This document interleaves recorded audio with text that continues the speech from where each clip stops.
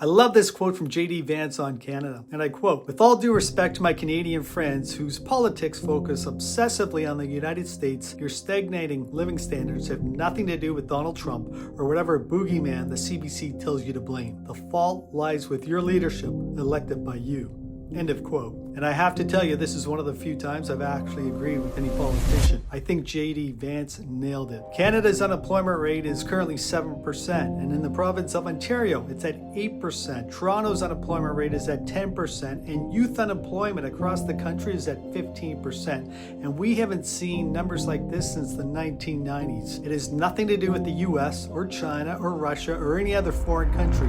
It has to do with the mistakes made right here in our very own country with our very own governments. The Liberals have been in power for 10 years, and under their leadership, they have brought the Canadian economy to a standstill. Justin Trudeau and the Liberals were too focused on pushing social policies like using the correct pronouns, as opposed to economic policies that will create a stronger economy and a higher standard of living for all Canadians. This is why our unemployment rate is at 7% and climbing. This is why we've had zero economic growth as measured by GDP over the last 10 years. And this is why our GDP per capita is at $55,000 versus $85,000 in the US. But J.D. Vance is only partially correct when he says Canada's stagnating economy is because of its leadership. It's also because of the Canadians who continue to vote for the same government year after year, election after election. What's the definition of insanity? Doing the same thing over and over again and expecting a different result.